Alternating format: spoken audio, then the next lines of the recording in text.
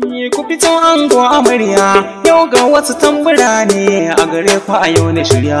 Ku fito dangi manyan masoya domin aure irin na ƙauna. Ayyakai na yi nazari a yau a take waƙar aure a yau na shirya. Ango da amarya ga su tare, gurinmu a yau mu rera waƙe. Ango da amarya su yi shoki, yau ne ranar bikin masoya.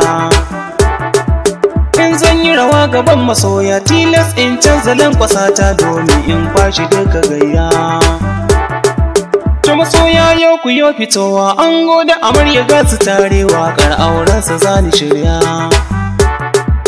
Ni zani tuna da manya-manya dangi har ma dukan masoya sun zo a gidan bikin amarya.